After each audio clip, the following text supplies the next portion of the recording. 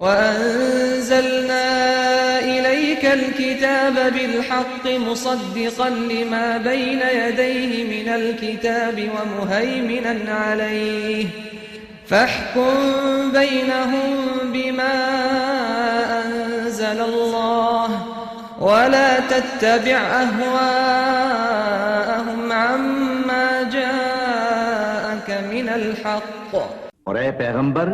ہم نے تم پر سچی کتاب نازل کی ہے جو اپنے سے پہلی کتابوں کی تصدیق کرتی ہے اور ان سب پر نگہبان ہے، تو جو حکم اللہ نے نازل فرمایا ہے اس کے مطابق ان کے درمیان فیصلہ کرنا، اور حق جو تمہارے پاس آ چکا ہے اس کو چھوڑ کر ان کی خواہشوں کی پیروی نہ کرنا۔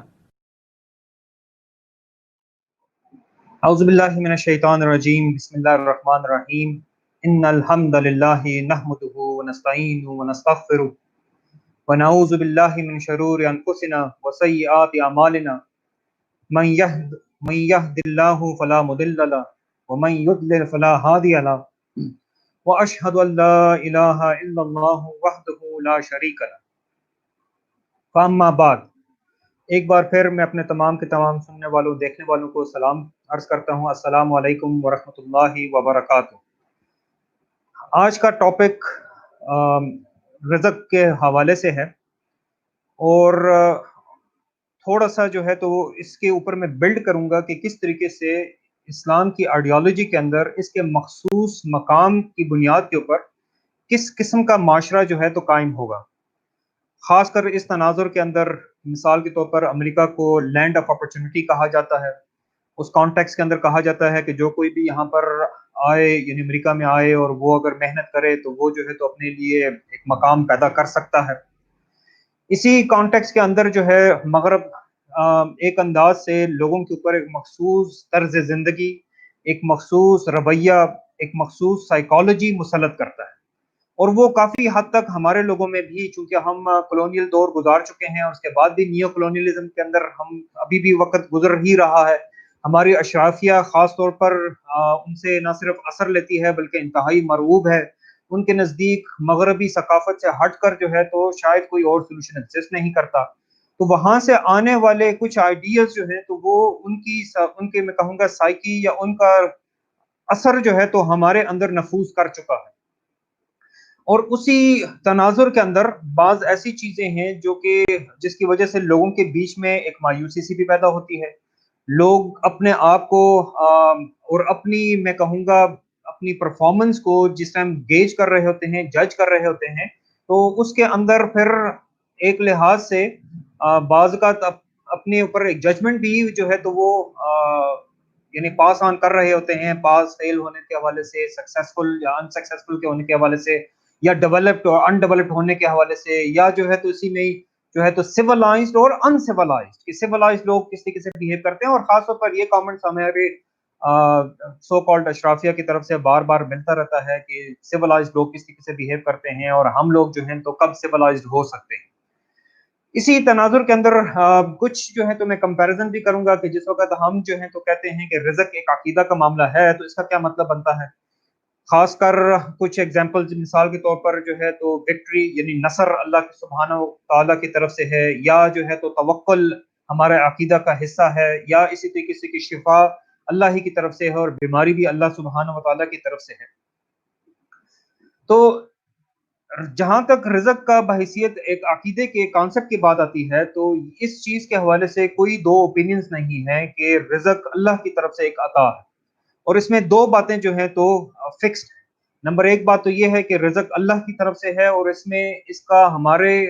ایکشن کے ساتھ کوئی تعلق نہیں ہے۔ نمبر دو بات یہ ہے کہ یہ اپنی مقدار کے اندر فکسڈ ہے۔ یہ دو باتیں جو ہیں تو قرآن ہی کی آیات اور احادیث کی روشنی میں جو ہے تو ہمارے لیے اسٹیبلش ہوتی ہے، اور یہ باتیں قطعی دلالہ و قطعی ثبوت ہیں۔ اللہ سبحانہ و تعالیٰ قرآن ہی میں فرماتے ہیں اعوذ باللہ من الشیطان الرجیم بسم اللہ الرحمن الرحیم قل ان ربی یبسط الرزق لمن یشاء من عبادہ ویقدر له، کہہ دو میرا پروردگار اپنے بندوں میں سے جس کے لیے چاہتا ہے روزی فراخ کر دیتا ہے اور جس کے لیے چاہتا ہے تنگ کر دیتا ہے۔ یہ چیز اور اسی یہ آیت اور اسی کے مفہوم کی بے شمار آیات قرآن کے اندر موجود ہیں اور انہیں کو سپورٹ کرنے کے لیے احادیث وغیرہ موجود ہیں. میں یعنی ان ایویڈنسز کی طرف جو ہے تو اپنا زور آج نہیں رکھوں گا، کیونکہ میں چاہتا ہوں کہ جو وقت ہمارے پاس موجود ہے تو میں صرف یہ آئیڈیا ایک معاشرے کے اندر کس طریقے سے یا کیا ماحول پیدا کرے گا اس کے اوپر جو ہوں تو میں اپنی توجہ ساری کی ساری مرکوز رکھوں گا. اللہ سبحانہ و تعالیٰ نے جس طریقے سے رزق کو اپنے لیے جو ہے تو فکس، اپنے لیے جو ہے تو مختص کر لیا، اور یہ انسان کے لیے نہیں ہے، مطلب اللہ کی طرف سے جو ہے تو ہمیں رزق یا پروویژن یا جو کچھ ہمیں سسٹیننس چاہیے زندہ رہنے کے لیے وہ اللہ کی طرف ہے. اللہ سبحانہ و تعالیٰ نے اس کو اپنی ذمہ داری لی ہے تمام کے تمام جانداروں کے لیے، بغیر کسی تفریق کے، بغیر کسی ایکسیپشن کے. اور اس میں نہ صرف یہ کہ اللہ کی طرف سے پروویژن ہے، نمبر 2 بات یہ ہے کہ یہ فکسڈ ہے، یہ ہمارے عقیدے کا حصہ ہے. اچھا، جس وقت کچھ باتیں ہوتی ہیں جو عقیدہ کا حصہ ہوتی ہیں مگر اس کے ساتھ ساتھ اسی کے حوالے سے ہمارے لیے احکام آ رہے ہوتے ہیں، اور وہ احکام جو ہیں تو ہمارے لیے بحیثیت یا تو فرض ہونے کے یا مندوب ہونے کے یا مباح ہونے کے ہمارے لیے جو ہے تو ایک لائے عمل اسٹیبلش کر دیتے ہیں. مثال کے طور پر اللہ سبحانہ و تعالیٰ یعنی بیماری کے حوالے سے آج کل کورونا کا وقت چل رہا ہے، اور اس کانٹیکس کے اندر جو ہے تو رسول اللہ صلی اللہ علیہ وسلم کی ایک حدیث ہے جس میں رسول اللہ صلی اللہ علیہ وسلم نے فرمایا کہ ہر بیماری اللہ سبحانہ تعالیٰ کی طرف سے ہی بھیجی ہوئی ہے، اور اس کے ساتھ اس کا علاج بھی. چنانچہ علاج کو تلاش کرو مگر حرام سے جو ہے تو ٹریٹمنٹ نہ کرو. اب یہ جو بات ہے کہ بیماری اللہ ہی کی طرف سے ہے اور شفا بھی اللہ ہی کی طرف سے ہے، دونوں کے دونوں معاملہ اللہ سبحانہ و تعالیٰ کی طرف سے ہیں. اور الحمدللہ اگر آپ دیکھیں کہ ہم لوگوں کا رویہ، ہم لوگوں کا کردار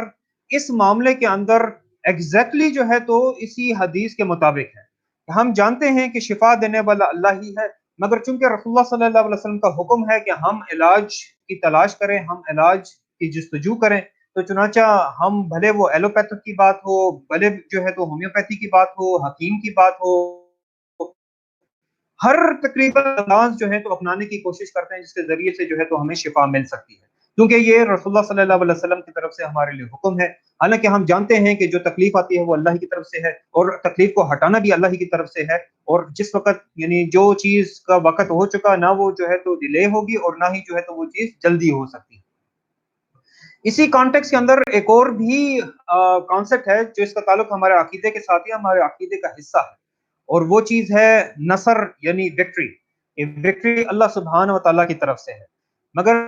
جیسے ہم یہ بات کرتے ہیں تو اس کا مطلب یہ نہیں بنتا کہ ہم جو ہے تو ہر قسم کے عمل سے آزاد ہیں. ابھی یہ رمضان کا مہینہ بھی چل رہا ہے، اور اس رمضان کے مہینے کے اندر اللہ سبحانہ و تعالیٰ نے مسلمانوں کو انتہائی شاندار فتح سے نوازا تھا، اور اسی فتح کی نسبت سے جو ہے تو اس دن کو یوم فرقان کہا گیا. وہ دن تھا بدر کا دن، اور بدر کے کانٹیکس کے اندر ہمیں نظر آ جاتا ہے رسول اللہ صلی اللہ علیہ وسلم اور صحابہ کرام کے حوالے سے کہ نصر اللہ کی طرف سے ہے، مگر ایک مسلمان کی ذمہ داری کیا بنتی ہے، وہ چیز ایک انتہائی جو ہے تو میں کہوں گا خوبصورت ایگزامپل ہمارے لیے بن جاتی ہے. تو نصر اللہ کی طرف سے ہے، مگر اس کے باوجود بھی اللہ سبحانہ تعالیٰ ہمیں کہتے ہیں یا ایھا الذین آمنوا ان تنصروا اللہ ینصرکم ویثبت اقدامکم، کہ نصر اللہ کی طرف سے ہے، مگر ہمارے لیے جو ہے تو حکم آ جاتا ہے اللہ کی مدد کرنے کا. ہمارے لیے حکم آ جاتا ہے کہ ہم نے میدان جنگ میں ثابت قدم رہنا ہے. ہمارے لیے حکم آ جاتا ہے کہ ہم نے میدان جنگ میں پیٹھ نہیں دکھانی،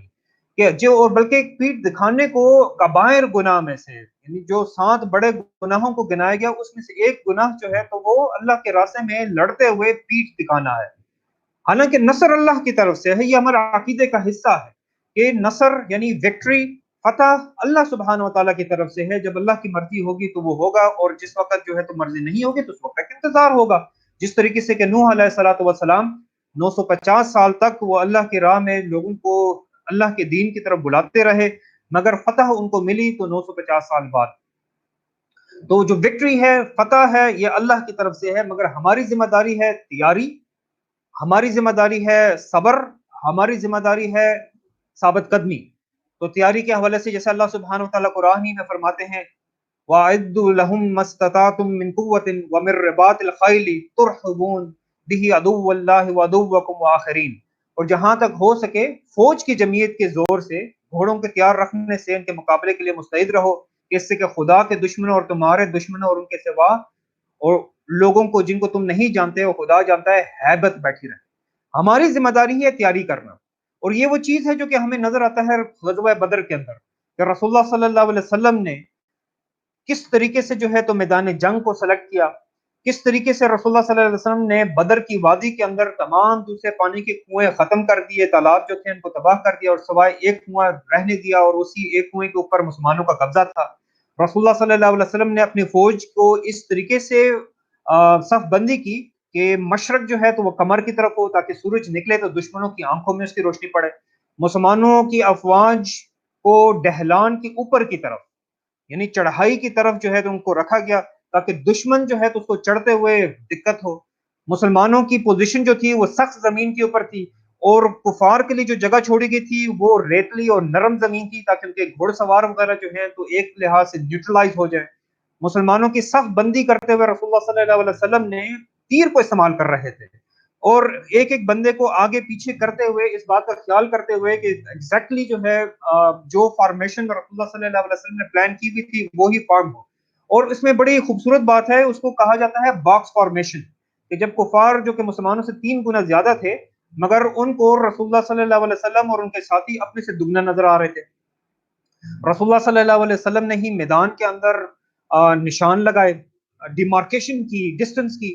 کہ اگر دشمن جو ہے اس مقام پر پہنچے گا تو تیر اندازی کرنی ہے، اس سے قریب آ جائے پتھر پھینکنے ہیں، اس سے قریب آ جائے تو پھر نیزے استعمال کرنے ہیں، جب اس سے بھی آگے آ جائے تو پھر تلوار استعمال کرنی ہے۔ رسول اللہ صلی اللہ علیہ وسلم نے پروٹوکول رکھا ہوا تھا کہ 3 تکبیرات ہوں گی، اور جس وقت تک وہ تکبیرات نہیں مکمل ہو جاتی اس وقت تک جو ہے تو مسلمان حملہ نہیں کریں گے۔ اور سب سے بڑھ کر ایک انتہائی امپورٹنٹ چیز، روایت کیا جاتا ہے کہ بلال رضی اللہ تعالیٰ عنہ سے پوچھا گیا تھا کہ تم نے احد احد کیوں کہتے تھے جس وقت تمہارے اوپر زور زبردستی کی جا رہی تھی، ٹارچر کیا جا رہا تھا، پورے مکہ کے اندر قریش کے سامنے بلال رضی اللہ تعالیٰ عنہ کو بحیثیت ایک چیلنج کے جو ہے تو پیش کیا جا رہا تھا کہ اگر اس کو توڑ دیا گیا تو اس کا مطلب یہ ہوگا کہ وہ مسلمانوں کو توڑ سکتے ہیں۔ بھرے بازار کے اندر چوراہوں میں جو ہے تو ان پر تشدد کیا جا رہا تھا، گلیوں میں گھسیٹا جاتا، سینے پر پتھر رکھے جاتے، کوڑے مارے جاتے، مگر ان کی زبان کے اوپر صرف ایک لفظ تھا، احد احد۔ اور جب ان سے پوچھا گیا کہ آپ یہ کیوں کہتے تھے بہت بعد میں، تو انہوں نے کہا کہ اگر مجھے معلوم ہوتا کہ کوئی اور بات ان کو یعنی قریش کو، کفار کو غصہ دلاتی تو میں وہ استعمال کرتا۔ اسی اب کانٹیکس کے ساتھ بدر والے دن مسلمانوں کو ریلی اپ کرنے کے لیے، مسلمانوں کا حوصلہ بڑھانے کے لیے، جوش اور جذبہ دلانے کے لیے جو نعرہ تھا وہ احد احد تھا۔ تو آپ اندازہ کر سکتے ہیں کہ نہ صرف جو ہے تو سائیکولوجیکلی سے شکست ایک بار کھا چکے تھے، وہ بلال رضی اللہ تعالیٰ عنہ کی ہمت کو نہیں توڑ سکے۔ انہوں نے ہر قسم کا تشدد کیا، جب وہ اپنی ہر قسم کی حرکت سے، ہر قسم کے ظلم سے تھک ہار گئے تو اس کے بعد جو ہے تو انہوں نے ابو بکر رضی اللہ تعالیٰ عنہ کو خرید دینے کی اجازت دی، اور اس وقت بھی انہوں نے جو ہے تو چوٹ کرنے کی کوشش کی۔ خیر آج کا موضوع اس حوالے سے نہیں ہے، مگر میں سمپلی اس کو اب جوڑنا چاہتا ہوں کہ یہ ہمارے عقیدے کا حصہ ہے کہ نصر اللہ کی طرف سے ہے، مگر ہماری جو ذمہ داری ہے تو اس کے اندر تیاری، اس کے اندر صبر، اس کے اندر ثابت قدمی، یہ ہمارے اوپر ہے کہ جو اللہ سبحانہ و تعالیٰ نے حق اور باطل کی ایک جنگ یا ایک مقابلہ یا ایک میں کہوں گا ایک ٹکراؤ جو ہے تو پیدا ہو جاتا ہے، تو فتح تو اللہ کی طرف سے ہے، مگر مسلمان کے اوپر اس کی تیاری، مسلمان کے اوپر اس کے لیے ثابت قدمی، مسلمان کے لیے اس کے لیے صبر اس کے لیے ضروری بن جاتا ہے، یہ اس کے اوپر حکم ہے۔ اور رسول اللہ صلی اللہ علیہ وسلم اور اصحابہ کرام رضی اللہ تعالی عنہم نے ہمیں بتا دیا کہ اس کے باوجود کہ وہ جانتے تھے کہ نصر اللہ کی طرف سے ہے، مگر تیاری کیسے کی جاتی ہے۔ یہی چیز اسی طریقے سے توکل کے حوالے سے، توکل عقیدے کا حصہ ہے۔ توکل کا مطلب ہے کہ نتائج اللہ سبحانہ و تعالیٰ پیدا کرتے ہیں، مگر جب ایکشن کی بات آتی ہے تو ہم جانتے ہیں رسول اللہ صلی اللہ علیہ وسلم کے پاس ایک شخص مسجد نبوی میں آیا اور آ کر وہ تھوڑا سا جو ہے تو اونٹ کو باندھتے ہوئے اس کو خیال گزرا کہ شاید اونٹ کو باندھنا جو ہے تو اللہ پہ توکل نہیں ہے، چنانچہ وہ مسجد نبوی کے اندر آیا اور رسول اللہ صلی اللہ علیہ وسلم سے پوچھا کہ کیا میں اونٹ باندھوں या तवक्कुल करूं? तो रसूलुल्लाह सल्लल्लाहु अलैहि वसल्लम ने फरमाया ऊंट बांधो और तवक्कुल करो। यानी अमल हमारा हमारी जिम्मेदारी है और नतीजा अल्लाह की तरफ से है। इसी में एक और मिसाल आ जाती है, उमर रज़ी अल्लाह ताला अन्हु एक बार मस्जिद नबवी के अंदर आए और उन्होंने देखा कि कुछ लोग जो हैं तो बैठे हुए। उन्होंने पूछा कि ये कौन लोग हैं? तो उन्हें कहा गया कि ये कुरान सीखने वाले लोग हैं और ये तवक्कुल करने वाले लोग हैं। उमर रज़ी अल्लाह ताला ने कहा कि नहीं, ये तवक्कुल करने वाले लोग नहीं हैं, ये दूसरों का खाने वाले लोग हैं। क्या मैं तुम्हें नहीं बताऊं कि तवक्कुल करने वाले कौन लोग हैं? तो उन्होंने पूछा जी जरूर बताएं। तो उमर रज़ी अल्लाह ताला अन्हु ने फरमाया कि वो किसान जो जमीन के अंदर बीज लगाता है और फिर अल्लाह के तवक्कुल के ऊपर इंतजार करता है कि वो जो है तो पौधा किस तरीके से निकलेगा। और हम जानते हैं, शायद हमारे अपने बाज लोगों को खुद एक्सपीरियंस हो और शायद दूसरों को देखा हो कि किसान का काम वो जमीन की तैयारी के हवाले से हो, बीज की सिलेक्शन के हवाले से हो, बीज की तैयारी के हवाले से हो, बीज लगाने के हवाले से हो, फिर पौधे, बीज की हिफाजत की बात आ जाए, फिर उसके बाद पौधा है, पौधे की हिफाजत है, फिर उसके बाद जो है तो उसको बीमारियों से, परिंदों से, हशरात से, हर चीज से जो है तो उसे बचाने की कोशिश करनी है, पानी लगाना है, सब कुछ करना है। 4-5 महीने की उसकी मेहनत होती है। इस सब के अमल के बाद रिजल्ट जो है तो अल्लाह के हाथ में है, ये है तवक्कुल। अब आते हैं रिज़्क़ की तरफ। ये कहना कि रिज़्क़ अल्लाह की तरफ से है, इसमें कोई दो ओपिनियंस नहीं है। बेशक रिज़्क़ अल्लाह ही देता है, इसमें हमारे एक्शन का कोई ताल्लुक नहीं। नंबर 2 बात कि रिज़्क़ की मिकदार अल्लाह की तरफ से फिक्स्ड है, हमारा एक्शन इसको कम या ज्यादा नहीं कर सकता। मगर हमें एक्शन के लिहाज से अल्लाह सुब्हान व तआला की तरफ से अहकाम है। मिसाल के तौर पर अल्लाह सुब्हान व तआला फरमाते हैं कि हुवल्लज़ी जअल लकुमुल अर्दा ज़लूलन फमशू फी मनाकिबिहा व कुलू मिन रिज़्क़िही व इलैहिन नशूर। वही तो है जिसे तुम्हारे लिए जमीन को नरम किया तो उसकी राहों में चलो फिरो और खुदा का दिया हुआ रिज़्क़ खाओ। हमें हुक्म दिया गया फमशू फी मनाकिबिहा, कि अल्लाह के यानी जो जमीन को हमवार कर दिया गया है उसके लिए अल्लाह के रिज़्क़ को तलाश करने का हमें हुक्म दिया गया है। अच्छा, अब यहाँ पर ये जो बात आ जाती है, यानी रिज़्क़ हलाल को तलाश करने की कोशिश करना और इसको डीकपल कर देना, डीकपल कर देना हमारी एफर्ट के साथ और उसको डीकपल कर देना एफर्ट को मिकदार के साथ। ये अब किस किस्म का माहौल जो है तो पैदा करता है। आप जानते हैं, खासकर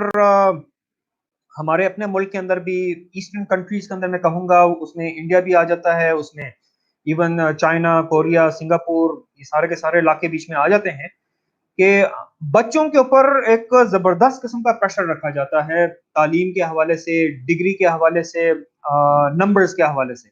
भले वो मैट्रिक के नंबर्स हों, एफएससी के नंबर्स हों। अभी जब एफएससी और मैट्रिक के एग्जाम्स कैंसलेशन के हवाले से ऐलान किया गया तो बच्चों के चेहरों के ऊपर खुशी और इत्मीनान जो है तो बस देखने के लायक था। मगर हर एक स्टेप के ऊपर यही बात होती है कि अगर ये नहीं किया तो डॉक्टर नहीं बन सकोगे, अगर ये नहीं किया तो इंजीनियर नहीं बनोगे, अगर ये नहीं किया तो फौज में नहीं जाओगे, अगर ये नहीं किया। हर एक बात को जो है तो हमने जिंदगी और मौत का सवाल बनाया हुआ होता है और एक मुसलसल जो है तो एक प्रेशराइज्ड एनवायरनमेंट क्रिएट की हुई होती है। इसी के अंदर हमारी तरफ भी जो है तो अब ऐसी खबरें आना शुरू हो गई हैं जहां छोटी छोटी उम्र के बच्चे, 10-10 साल के, 11-11 साल के बच्चे खुदकुशी कर रहे हैं। यही चीज कोरिया में, जापान में, चाइना में, सिंगापुर में, कि बच्चों के ऊपर इस हद तक प्रेशर रखना कि जब वो अपने वालिदैन की तवक्कुआत के ऊपर पूरा ना उतरे तो वो इस हद तक दिल बर्दाश्ता हो, इस हद तक वो मायूस हो जाए, इस हद तक वो डिप्रेशन के अंदर चला जाए कि खुदकशी तक जो है तो वो कर गुजरे। यही चीज यानी सक्सेस को इस तरीके से डिफाइन किया गया है जैसे कि इसका ताल्लुक इस बात के, यानी इस तरीके से डिफाइन किया गया है जिसका ताल्लुक सिर्फ और सिर्फ इस बात के साथ हो कि एक बंदे ने कितना दौलत जमा कर ली। और जिस बंदे के पास दौलत नहीं है तो उसके लिए जो है तो बुनियादी तौर पर यह फैसला सब्त किया जाता है कि शायद ये बंदा जिंदगी के अंदर कामयाब नहीं हुआ। आजकल डोनाल्ड ट्रंप अमेरिका के अंदर सदर हैं और बुनियादी तौर पर हर वो बंदा जो कि उसकी तरह अमीर नहीं है उसके लिए वो एक लफ्ज इस्तेमाल करता है, लूजर। तो हर दूसरे बंदे के लिए वो कहता है कि ये बंदा तो लूजर है, ये बंदा तो लूजर है। क्यों? क्योंकि उसके मुकाबले में जो है तो उसने दौलत कम कमाई हुई है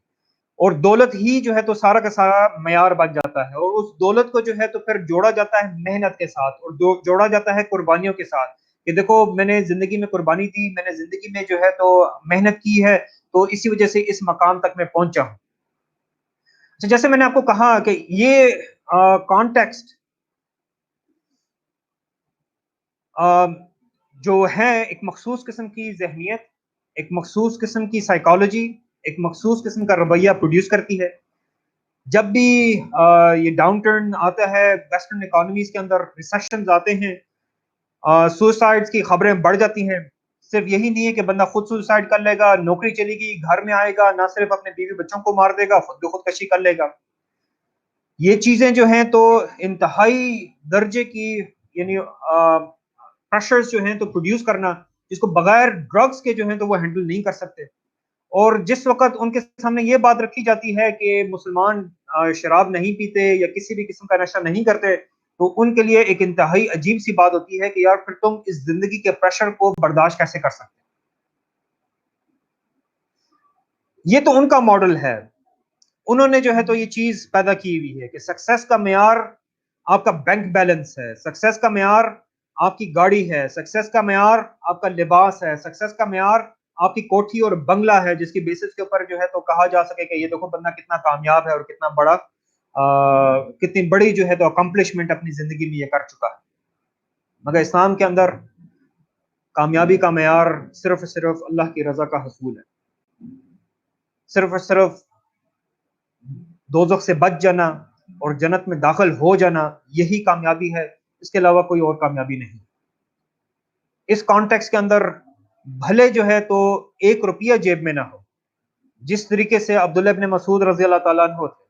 جو کہ قریش کے لیے ایک مکمل سرپرائز تھا، ایک مکمل جو ہے اسٹانشمنٹ تھی کہ ایک بندہ جو کہ جس کی لنگوٹ بھی مکمل نہیں ہے، چرواہا ہے، جس کو بلکہ کہا گیا کہ اگر جو ہے تو تمہیں قتل کر دیا جائے تو لاش دفنانے والا کوئی نہیں ہوگا، تو یہ کیوں کر جو ہے تو قریش کے سامنے کھڑا ہو سکتا ہے؟ یہی عبداللہ ابن مسعود رضی اللہ تعالیٰ عنہ غزوہ بدر میں دوبارہ جب ابو جہل کی گردن کے اوپر پاؤں رکھا، تو ابو جہل ابھی بھی غرور اور تکبر کے اندر بھرا ہوا تھا، اور عبداللہ ابن مسعود سے کہتا ہے کہ تمہاری جرت کیسے ہوئی کہ تم قریش کے سرداروں کے سر کے اوپر پاؤں رکھو؟ دیکھ لیجئے کہ اسلام کے سکسیس کا معیار، اور دوسری طرف جو ہے تو آپ جو وہی سے ہٹ کر اگر کوئی ثقافت ہے، کوئی زندگی ہے، تو اس کا معیار میں فرق کس طریقے سے پیدا ہو۔ اسلام کا یہ جو 2 آئیڈیاز ہے کہ رزق اللہ کی طرف سے ہے اور رزق کی مقدار فکسڈ ہے، اس کی وجہ سے جو ہے تو ہمارے پاس 2 چیزیں، ایک اسلامی معاشرہ جو کہ اس بنیاد کے اوپر قائم ہوگا انشاءاللہ تعالی، جو آنے والی خلافت قائم کرے گی، اس میں 2 چیزیں جو ہے تو سامنے آ جائیں گی۔ نمبر 1 بات کہ انسان جو ہے تو وہ اپنے لیے پروفیشن، انسان جو ہے تو اپنے لیے یعنی جو وہ کام کرنا چاہتا ہے زندگی کے اندر جو بھی ہو، تو اس کانٹیکس کے اندر اس کے لیے جو سب سے اہم چیز ہوگی وہ صرف اور صرف اللہ کی رضا اور اس کا شوق ہے، اس میں کوئی اور چیز بیچ میں نہیں آئے گی۔ اور یہی وہ چیز ہے جو کہ ہمیں اپنی تاریخ کے اندر نظر آتا ہے کہ ہم دیکھتے ہیں کہ وہ حضرات جنہوں نے اپنے آپ کو مختص کر لیا احادیث کو جمع کرنے کے حوالے سے، تو وہ سمپل اس بات کو میک شور کرنے کے لیے کہ حدیث کی نریشن کے اندر راوی کی تعداد کم ہو جائے، وہ ہزاروں کلومیٹر کا فاصلہ طے کر رہے ہیں۔ ہم دیکھتے ہیں کہ اسی طریقے سے وہ فقہاء کی بات ہو، مجتہدین کی بات ہو، مفسرین کی بات ہو، علم کے جس بھی شعبے کے ساتھ کوئی منسلک ہوا تو اس کے اندر ایکسلنس پروڈیوس کرنا، بھلے اس کا تعلق جو ہے تو وہ یعنی جس طرح امام ابن خلدون جو ہے تو انہوں نے تاریخ لکھی، اگر تاریخ کے شعبے سے وابستہ ہے، وہ جلدوں کے جلدیں بھر کے رکھ دی۔ مطلب آج کل وہ کمپیوٹر کے اوپر ٹائپ کرتے ہوئے شاید جو ہے تو ہمیں زیادہ وقت لگے، مگر انہوں نے اس زمانے میں دوات اور قلم کے ساتھ جو ہے تو اتنا کچھ مواد ہمارے لیے تیار کر لیا کہ ہم اپنی زندگی کے اندر شاید اس کو کور کرتے ہوئے جو ہے تو مطلب آلموسٹ امپاسبل نظر آتا ہے۔ کہ ابن بطوطہ کی بات آتی ہے کہ وہ مراکش سے اٹھتے ہیں اور سفر کرتے کرتے کرتے جو ہے تو وہ چائنا تک پہنچ جاتے ہیں، کہ بیچ میں جو ہے تو اگر کوئی بندہ ملٹری یعنی اسٹریٹجی کے لحاظ سے ملٹری جو ہے تو یعنی اس کے داؤ پیچ کے لحاظ سے اپنے آپ کو ایکسپرٹ سمجھتا ہے، بھلے وہ خالد بن ولید رضی اللہ تعالیٰ عنہ کی بات ہو، عمر بن العاص رضی اللہ تعالیٰ عنہ کی بات ہو، کہ سعد بن ابی وقاص رضی اللہ تعالیٰ عنہ کی بات ہو، کہ شرحبیل بن حسنہ کی بات ہو، کہ وہ عبیدہ ہو، کہ بعد میں آنے والے ہوں، طارق بن زیاد ہو، محمد بن قاسم ہو، قتیبہ بن مسلم ہو، کہ وہ سلطان محمد فاتح ہو، یا اسی طریقے سے بحری امیر البحر جو تھے جن کا نام خیر الدین بابروسا تھا، اگر آپ خالی ان کی زندگی کو دیکھیں تو بات حیرت ہوتی ہے کہ یہ بندے ایک ہی وقت میں اتنا سب کچھ کس طریقے سے جو ہے تو وہ حاصل کر سکے تھے۔ ہمارا تو تقریباً زندگی کا اچھا خاصا حصہ تو سمپلی اسی چیز میں ہی گزر جاتا ہے کہ وہ یعنی کیریئر کو بلڈ کرتے ہوئے ہر ایک بات کے اندر جو ہے تو کیریئر کی بات آ جاتی ہے کہ کون سی بات کیریئر کو جو ہے نقصان پہنچائے گی، کون سی بات کیریئر کو اچھا کرے گی، ڈگری کے اندر گریڈ کے اندر جو ہے تو آپ کے کلاس کے اندر پوزیشن ہے، پھر اسی طریقے سے بعد میں جس ٹائم کسی پروفیشن کا حصہ بھی بن جاتے ہیں، کنٹینیوسلی جو ہے تو ہمیں اس بات کا حصہ رکھا جاتا ہے کہ آپ کے کیریئر کو کوئی ایسا کام نہیں کرنا جو کہ آپ کے کیریئر کو جو ہے تو نقصان پہنچا سکے۔ اب ان لوگوں کی جب بات آتی ہے، بڑی خوبصورت مثال امام احمد بن حنبل رحم اللہ کی آتی ہے، اور ابو حنیفہ کے مقابلے میں جہاں ابو حنیفہ رحم اللہ امام اعظم کے نام سے پہچانے جاتے ہیں، اور شاید جو ہے تو اپنے کاروبار کے لحاظ سے، اپنی رزق کے لحاظ سے جو ہے تو کافی ویلتھی آپ کہہ سکتے ہیں، تو مول تھے، مگر احمد بن حنبل رحم اللہ اس مقابلے میں یہاں تک اس حد تک جو ہے تو وہ خوددار تھے کہ وہ جو ہے ٹھیک ہے کاروبار کے لحاظ سے تم کو کچھ نہیں تھا، مگر کسی سے ایکسپٹ بھی نہیں کرنا۔ مگر کون ہے جو کہ ہمارے پورے یعنی صحابہ اور تابعین اور تبع تابعین کے بعد جو ہے کوئی ایسا بندہ ہو جو امام احمد بن حنبل کے مقابلے میں جو ہے تو کھڑا ہو سکے اور کہے کہ میری اکمپلشمنٹس ہیں۔ ان کے پاس 2 درہم 2 دینار نہیں ہے شو کرنے کے لیے بحیثیت دولت کے، مگر جب ان کا حدیث کے حوالے سے، فقہ کے حوالے سے کنٹریبیوشن کی بات آتی ہے تو آپ کو اپنی 1400 سال کی تاریخ کے اندر جو ہے تو ان کے مقابلے کے اندر جو ہے تو بندہ نظر نہیں آتا۔ اب امیجن کیجئے ایک ایسی جو ہے تو معاشرہ، ایک ایسی انوائرمنٹ جس کے اندر لوگ جو ہیں تو وہ آزاد ہوں اپنے شوق کے پیچھے جو ہے تو چلنے پر۔ ان کو اگر فلکیات کا ہے، ان کو اگر فزکس کا ہے، ان کو اگر میتھس کا ہے، ان کو اگر میڈیسن کا ہے، ان کو انجینئرنگ کا ہے، ان کو فقہ کا ہے، ان کو حدیث کا ہے، ان کو تفسیر کا ہے، ان کو سیاحت کا ہے، ان کو جیولوجی کا ہے، جیوگرافی کا ہے، باٹنی کا ہے، زولوجی کا ہے، جو ان کا شوق ہے، بزنس میں جانا چاہتے ہیں، جس طرف کو بھی جو ان کا شوق ہے وہ اپنے شوق کے اوپر چلیں گے، یہ جانتے ہوئے کہ رزق اللہ کی طرف سے ہے اور رزق کا مقدار فکسڈ ہے، ان کا عمل جو ہے تو اس کو اثر نہیں کر سکتا، اس کو کم یا زیادہ نہیں کر سکتا۔ اچھا، یہیں پر اب ایک اور بات بھی آ جاتی ہے، دوسری بات انتہائی اہم بن جاتی ہے کہ جیسے یہ بات آ جاتی ہے کہ رزق اللہ کی طرف سے ہے اور اس پر کوئی بھی دوسرا جو ہے تو اثر انداز نہیں ہو سکتا، اور یہ صرف شیطان ہی ہے جو رزق کی کمی سے ہمیں ڈراتا ہے، یہ صرف شیطان ہی ہے جو کہ ہمیں خوف دلاتا ہے کہ انما ذالکم الشیطان یخوف اولیاءہ، کہ بے شک یہ صرف شیطان ہی ہے جو کہ تمہیں اپنے دوستوں سے ڈراتا ہے۔ کبھی وہ دوست فرعون کی شکل میں ہوتا ہے، کبھی وہ دوست ابو جہل کی شکل میں ہوتا ہے، کبھی وہ دوست جو ہے تو مشرف کی شکل میں ہوگا یا عمران خان کی شکل میں ہوگا یا زرداری کی شکل میں ہوگا۔ یہ ساری شکلیں جو ہیں تو شیطان کے دوستوں کی ہیں جو کہ ہمیں ڈراتے رہتے ہیں کہ بھائی اگر تم نے جو ہے تو اسلام کو سپورٹ کیا، اگر تم نے خلافت کے لیے کام کیا، اگر تم نے جو ہے تو اللہ کے پیغام کی، اللہ کے دین کو، علی کلمت اللہ کو بلند کرنے کے لیے کام کیا، تو پھر جو ہے تو تمہارا رزق تنگ ہو سکتا ہے، تمہارے کیریئر پر افیکٹ پڑ سکتا ہے، تمہارا نوکری پر جو ہے تو اثر ہو سکتا ہے، تمہارا کاروبار جو ہے تو اس حوالے سے خراب ہو سکتا ہے۔ یہ سب کی سب شیطان کے وسوسے ہیں جس کے ذریعے سے جو ہے تو ایک مسلمان کو روکنے کی کوشش کی جاتی ہے کہ جو حق ہے وہ اس کو جس طریقے سے سپورٹ کیا جانا چاہیے اس طریقے سے وہ سپورٹ نہ کرے اور وہ شیطان کے جو ہے تو نقش قدم کی طرف چلا جائے۔ اور یہ قرآن کی آیت ہے کہ شیطان وعدہ کرتا ہے، یہ شیطان تم سے وعدہ کرتا ہے مفلسی کا اور اس بات کا کہ وہ جو ہے تو رزق یعنی تنگ کر دیا جائے گا، اور اسی کے مقابلے میں اللہ سبحانہ تعالیٰ کہتے ہیں کہ اللہ وعدہ کرتا ہے مغفرت کا اور رزق کی کشادگی کا۔ تو اب ایک ایسی سوسائٹی جس کے اندر جو ہے تو آپ کے پاس رزق ڈیکپل ہو چکا آپ کی ایفرٹ سے، اور رزق جو ہے تو یعنی اس بات کو ایک سوسائٹی کا تمام جو ہے تو میں کہوں گا سٹیزنز پہچانتے ہیں کہ اس پر جو ہے تو اگر اللہ تعالیٰ کچھ دینا چاہے اور تمام کی تمام انسانیت مل کر روکنا چاہے تو کوئی نہیں روک سکتا، اور اگر جو ہے تو کسی چیز کو اللہ روکنا چاہے اور تمام انسانیت مل کر دینا چاہے تو کوئی نہیں دے سکتا۔ ایسی سوسائٹی جس ٹائم قائم ہوتی ہے تو سوسائٹی کے اندر آپ کے پاس اگین عمل بالمعروف و نہی عن المنکر، اسی سوسائٹی کے اندر اللہ کے احکام کو پورا کرنے کے لیے آپ کو ان سٹیزنز کے بیچ میں، ان مسلمانوں کے بیچ میں، ان امتیوں کے بیچ میں کمپٹیشن نظر آئے گا۔ وہ ساری المغفرہ والی بات ہوگی کہ کمپیٹ کرو اللہ کی مغفرت کی طرف، کہ یہ لوگ جو ہیں تو ان کو معلوم ہے کہ مثال کے طور پر امام احمد بن حنبل ہی کی بات آتی ہے کہ وہ معتصم باللہ کے سامنے جو ہے تو وہ کھڑا ہے اور کلمہ حق کہہ رہا ہے، اور وہ جانتا ہے کہ اس وقت کی سپر پاور کا جو آپ کہہ سکتے ہیں چیف ایگزیکٹو تھا، جو امیر المومنین اور خلیفہ تھے،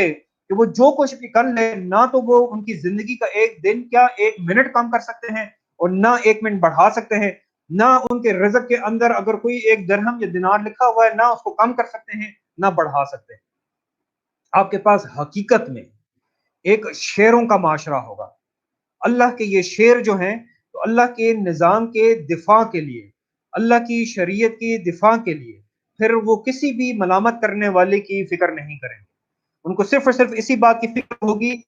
کہ کہیں جو ہے تو وہ اپنے آپ کو اللہ کے سامنے جو ہے تو ذلیل تو نہیں کر رہے۔ رسول اللہ صلی اللہ علیہ وسلم کی حدیث ہے کہ اپنے آپ کو ذلیل نہیں کرو،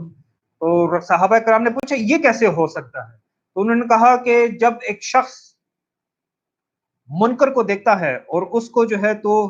اس کو کچھ نہیں کہتا صرف اس وجہ سے کہ لوگوں کا خوف کرتا ہے، تو اللہ تعالیٰ سے پوچھتے ہیں کہ فلاں منکر تمہارے سامنے ہوا، تم نے جو ہے تو کیوں نہیں روکا؟ وہ کہے گا لوگوں کے خوف کی وجہ سے۔ تو اللہ سبحانہ تعالیٰ سے کہیں گے کیا مجھ سے خوف کرنا زیادہ حق نہیں تھا؟ رکھنا کہ میں لوگوں کے خوف کی وجہ سے اللہ کا خوف نہیں کیا۔ اس بات کو رسول اللہ صلی اللہ علیہ وسلم نے کہا کہ اپنے آپ کو کم تر کرنا، اپنے آپ کو ذلیل کرنا۔ چنانچہ جس معاشرے کے اندر اسلام کا یہ کانسیپٹ رزق کا، کہ رزق دینے والا اللہ کی ذات ہے اور جو اللہ نے دیا وہ فکسڈ ہے، اور اس کو میرا عمل یا کسی دوسرے کا عمل نہ بڑھا سکتا ہے نہ کم کر سکتا ہے، تو پھر وہاں پر آپ کو ایک ایسا معاشرہ ملے گا انشاءاللہ تعالی جیسے میں نے کہا، جو کہ اللہ کی حدود کی حفاظت کرنے والا ہوگا اور اللہ کی دی ہوئی رحمت کو اور شفا کو تمام دنیا تک پہنچانے کی کوشش کر رہا۔ میں دعا کرتا ہوں اس رمضان کے بابرکت مہینے میں کہ اللہ سبحانہ و تعالیٰ جو ہے تو ہمیں اس معاشرے کو دوبارہ قائم کرنے کی توفیق عطا کرے۔ بے شک رسول اللہ صلی اللہ علیہ وسلم کی پیشن گوئی ہے، کا وعدہ ہے کہ ثم تکون خلافہ علی المنہاج النبوہ، کہ خلافت یہ جبر کے دور کے بعد دوبارہ آئے گی، اور پھر اس کے بعد رسول اللہ صلی اللہ علیہ وسلم خاموش رہے، اور بے شک جو ہے تو انسانیت نے ابھی تک جو ہے تو شوق دیکھا ہی نہیں ہے، ابھی تک جو ہے تو انہوں نے دیکھا ہی نہیں ہے کہ انسان کی فکر کیسے کی جاتی ہے، لوگوں کے مسائل کیسے حل کیے جاتے ہیں، لوگوں کے لیے آسائش یا لوگوں کی زندگیوں یا لوگوں کے مشکلات کا حل جو ہے تو وہ کس طریقے سے ہوتا ہے۔ اور بے شک جب میں شوق کی بات کر رہا ہوں تو مثال کے طور پر جس ٹائم ریاست کو اگر جو ہے کسی بھی معاملے کے اندر ایڈوانسمنٹ چاہیے، جیسے میں نے آپ کے سامنے آیت رکھی تھی کہ اللہ سبحانہ تعالیٰ کا حکم ہے ہمارے لیے کہ ہم تیاری کریں اور گھوڑے تیار کریں جس سے کہ دشمنوں کے دلوں میں روب پڑے، تو آج کل ہمیں وہ جدید ٹیکنالوجی، وہ جدید ویپن سسٹمز، وہ جدید جو ہے تو ہمیں علوم چاہیے ہوں گے جس کی بیسس کے اوپر ہم تمام دنیا کے دوسری تہذیبوں سے، دوسرے ممالک سے آگے بڑھ سکیں۔ ہمارے انجینئرز، ہمارے سائنٹسٹ، ہمارے ٹیکنیشینز کو دن کے 25 گھنٹے کام کرنا ہوگا، اور وہ صرف اسی شوق سے کر رہے ہوں گے کہ ان کا یہ کام جو ہے تو وہ جہاد کے زمرے میں آئے گا، وہ اسی شوق سے کر رہے ہوں گے کہ یہ کام جو ہے تو اللہ سبحانہ وتعالیٰ کے سامنے مقبول ہوگا، وہ اسی شوق سے کر رہے ہوں گے کہ یہ اللہ کا حکم ہے ہمارے لیے کہ ہم نے جو ہے تو ایسی تیاری کرنی ہے جس سے کہ دشمنوں کے دلوں میں روب پڑے۔ یہی چیز ہم نے کر کے بھی دکھائی، جیسے پاکستان کے اندر تھا جس وقت 1976 کے اندر نیوکلیئر پروگرام پاکستان کے اندر جو ہے تو اڈاپٹ کیا گیا، اس کو چلایا گیا، 5 سال کی قلیل عرصے کے اندر پاکستان نے اپنا پول ٹیسٹ کر لیا